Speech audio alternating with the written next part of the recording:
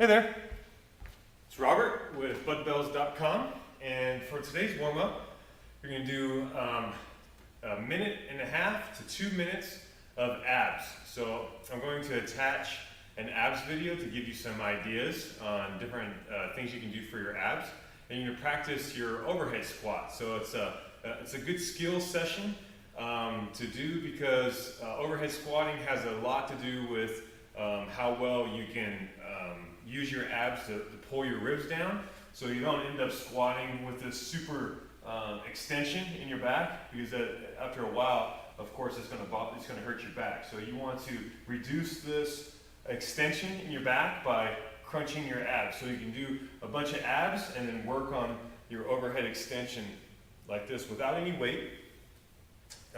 Overhead extension in your overhead squat. So tighten up your abs, pull your ribs down, and then pull your hands above your head, and try to get as long as you can from your tailbone up to the top of your hands. Like I said, there'll be an abs video attached, so you can get some ideas on doing abs for about a minute and a half for 3 rounds. So abs, overhead squat practice, abs, squat practice. So you can squat practice in front of a wall. You can do it without a wall, and then it's like a test and retest. Do some abs, do overhead squat, do some more abs, do some more overhead squatting, and see how well both of them do back and forth for 3 rounds. Then you're going to do 2 minutes of swings. So 2 minutes of swings is the template, is the guideline, all right? So it's not 2 minutes of swings to however you can do them, or if they start to get crappy on you, to continue. It's not about just getting 2 minutes of swings and not worrying about how well you're swinging, okay? So quality swings for 2 minutes. If you find that after a minute you need to set the bell down, set it down, shake it off, let the time keep going, and then pick the bell back up for the last 30 or 40 seconds, whatever it might be. But get quality swings for 2 minutes. Just don't do 2 minutes of swings just because it's on there, all right? So here.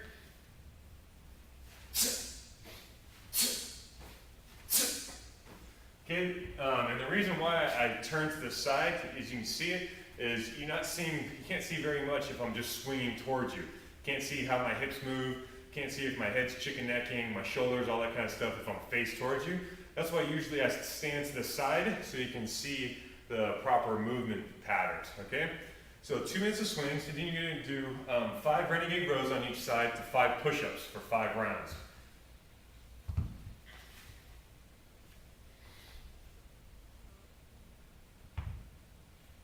Five on each side, all right? And then just stay right here on the bells. Do 5 push-ups, okay? For 5 rounds. Then you're gonna do 2 minutes of figure 8 to a hold, which this is the swings, grease that groove of your hip hinge. Now you're gonna use your hip hinge for the figure 8 to a hold, okay? Make room on the bell for 2 hands, hike it, come up. And it's a hold. It's not just a tap. I'm not just tapping the bell and continuing. I'm holding the bell. Figure 8 to a hold, okay? 2 minutes of that.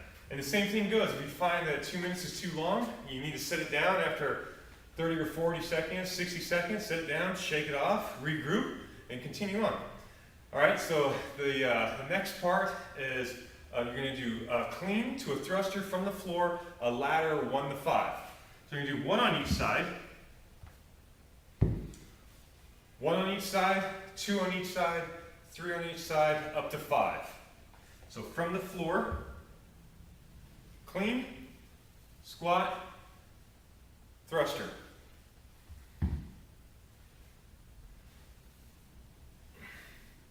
Okay, so that's a clean, squat, thruster. Do one more. Clean, from the floor, squat, thruster. These are really good to get you into practice of taming the arc. The arc is how far the bell comes away from your body.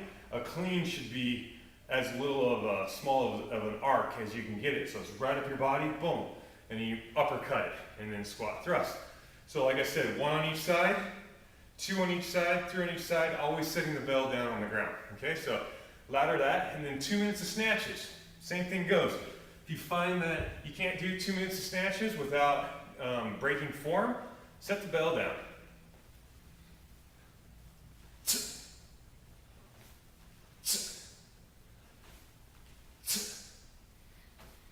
2 minutes of snatches, switching hands as often as you want. Then the last part is a 10-to-1 ladder of pull-ups or TRX and deck squats to a high jump or to a jump for height. So TRX, you can use a ring row. You can use the rings instead of the TRX or any kind of suspension training you have, suspension apparatus. And it's leaning back.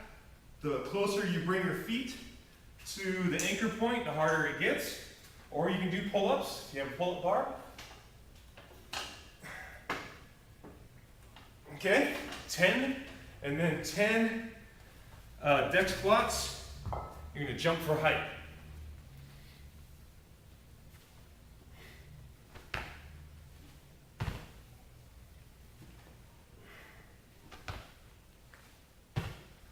Then you're going to do 9 of each, 8 of each, all the way down to 1. There's your workout. Enjoy it. See you next time.